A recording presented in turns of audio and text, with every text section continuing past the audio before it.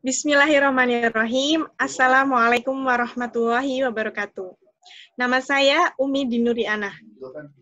Saya Khosa Syahidah. Saya Abdul Aziz Beta. Kami dari Prodi Ekonomi Islam, dari kelas Tafsir Ayat dan Hadis kelas A.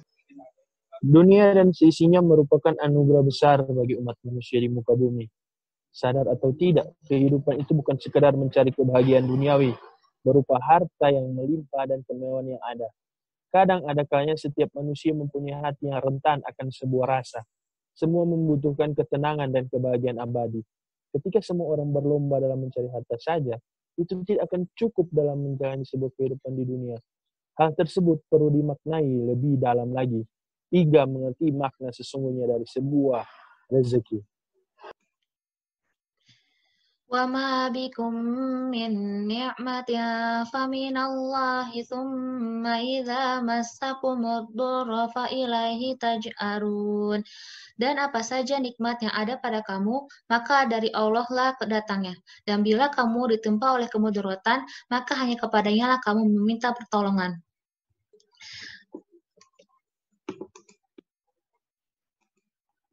Rezeki merupakan semua pemberian yang diberikan dari Allah Subhanahu wa Ta'ala, dapat berupa harta benda, makanan, minuman, kesehatan, tempat tinggal, kendaraan, nasib, kehormatan, dan ilmu pengetahuan.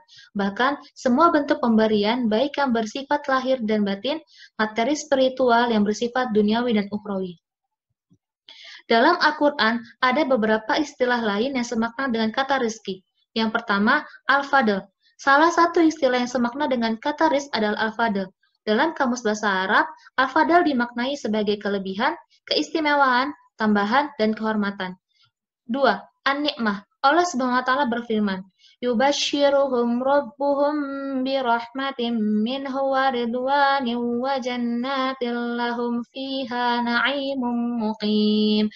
Tuhan menggembirakan mereka dengan memberikan rahmat, keridhaan, dan surga. Mereka memperoleh kesenangan yang kekal di dalamnya. Dalam ayat tersebut, nikmat merupakan sebuah kesenangan. Ketiga, al-mata'. Istilah lain yang mempunyai makna yang sama dengan rizq adalah mata'. Illa rahmatan minna wa mata'an ilahin. Tetapi kami selamatkan mereka karena rahmat yang besar dari kami, dan untuk memberikan kesenangan hidup sampai kepada suatu ketika. Mata dalam surat ini memiliki sebuah makna yaitu sesuatu yang mana semua kesenangan dunia tidaklah lama dan kekal, karena kekalan dari sebuah nikmat hanyalah dari surganya. Keempat, al-khair. Allah Subhanahu wa Ta'ala berfirman, Yas'alunaka madza yunfiqun qul ma anfaqtum min khairin falil walidaini wal aqrabina wal yatama wal masakini wa banis sabil wa ma taf'alu min khairin fa innallaha bihi alim. Mereka bertanya tentang apa yang mereka nafkahkan. Jawablah, apa saja harta yang kamu nafkahkan hendaklah diberikan kepada ibu bapak, kaum kerabat, anak-anak yatim, orang-orang miskin, dan orang-orang yang sedang dalam perjalanan. Dan apa saja kebaikan yang kamu buat, maka sesungguhnya Allah Maha mengetahui. Kata khair dalam surat tersebut memiliki makna kebaikan. Dalam Islam, diarahkan bahwa setiap langkah kaki dan sikap dalam berbuat hanyalah untuk mencari ridho ilahi. Begitu pula dalam hal rezeki. Langit tidak akan pernah menurunkan hujan berlian, emas maupun perak. Serta, laut pun tidak akan mengirimkan kekayaan perutnya ke daratan dengan sendirinya. Semua hal tersebut dapat diperoleh jika manusia berusaha untuk mencarinya. Sesuai dengan firman Allah Subhanahu wa Ta'ala, Huwallazi ja'ala lakumul ardu dhalulan famshu fi manakibiha wa kulu mir rizqih, yang artinya, Dialah yang menjadikan bumi itu mudah bagi kamu, maka berjalanlah segala penjurunya, dan makanlah sebagian dari rizkinya. Quran Surat Al-Mulk ayat 15. Allah Subhanahu wa Ta'ala telah menjamin rezeki setiap manusia ketika seseorang itu masih dalam kandungannya, sesuai hadis yang telah tertulis dalam kitab Bulughul Maram, yang artinya, sesungguhnya salah seorang dari kalian dihimpun tercipta di perut ibunya. Lantas diutuslah malaikat dan meniupkan ruh padanya.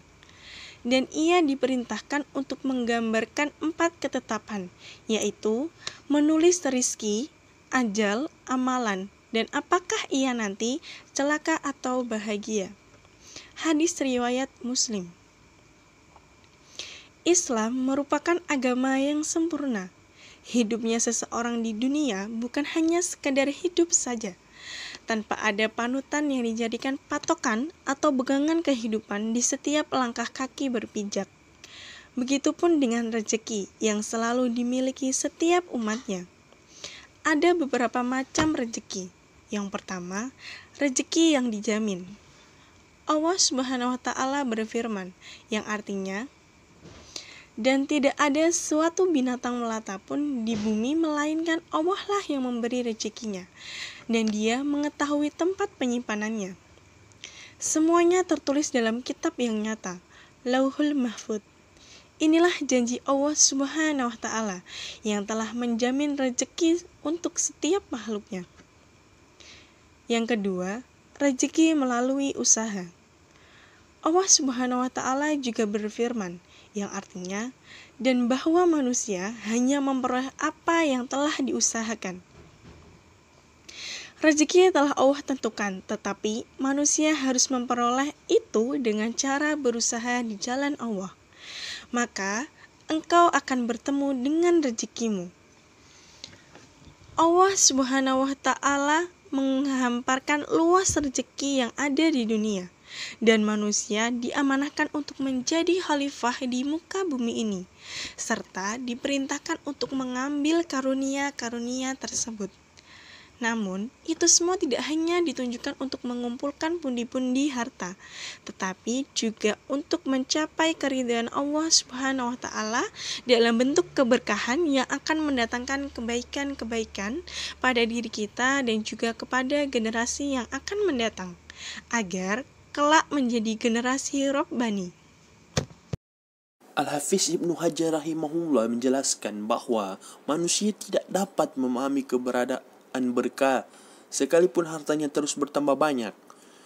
Mencari rezeki bukannya sekedar mendatangkan rezeki yang halal dan thayyib atau baik, tetapi dengan rezeki tersebut akan terus berpengaruh pada lahirnya insan-insan masa depan, yaitu anak-anak generasi yang memiliki kepribadian luhur. Semua itu merupakan karunia yang tidak dapat dipantau oleh indera manusia dan tidak dapat dihitung dengan materi. Maka itu semua yang dinamakan berkah. Keberkahan pada rezeki merupakan tujuan yang harus dicapai oleh setiap muslim. Maka dari itu ada hal-hal yang dapat membawa keberkahan kepada rezeki kita. Yang pertama, syukur. La in syakartum la azidannakum. Jika engkau bersyukur, niscaya kami benar-benar akan menambahimu. Quran Surat Ibrahim ayat 7. Syukur memiliki makna yang sangat luas.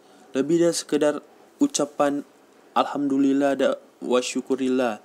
Namun semua perbuatan baik yang kita lakukan seperti sholat dan puasa, pengakuan kekurangan dalam menjalankan ketaatan, menghargai nikmat Allah Subhanahu wa Ta'ala, memperbincangkannya dan menerima dengan ridho walaupun sedikit, semuanya itu masuk dalam kategori syukur. Kedua, sedekah. As-sadaqati yamhaqu Allahu riba. Allah menerapkan riba dan mengembangkan sedekah. Allah Subhanahu wa Ta'ala berjanji untuk meningkatkan orang yang bersedekah dengan berkah dan akan memperbanyak pahala dengan melipat gandakannya kelak nanti di akhirat. Rasulullah Shallallahu Alaihi Wasallam berkata kepada Asma binti Abu Bakar radhiyallahu anha, "Walah tuhsi fayuhsiyal lahu alaiki anfiki." Berinfaklah, janganlah menahan diri, akibatnya Allah akan memutus berkah darimu. Ketiga, silaturahim.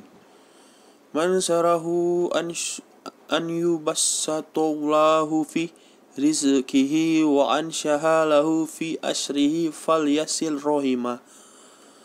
Barang siapa ingin dilapangkan di dalam rezekinya dan ditunda ajalnya, dengan demikian ia menyambung tali silaturahim. Al-Hafiz rahimahullah berkata bahwa para ulama mengatakan yang dimaksud dengan dilapangkan rezekinya adalahnya adanya keberkahan padanya. Sebab menyambung tali silaturahim adalah sedekah, dan sedekah dapat mengembangkan harta sehingga menjadi bertambah dan bersih. Allah telah menghamparkan luas rezeki yang ada di dunia, dan manusia diamanahkan untuk menjadi khalifah di muka bumi ini, serta diperintahkan untuk mengambil karunia tersebut.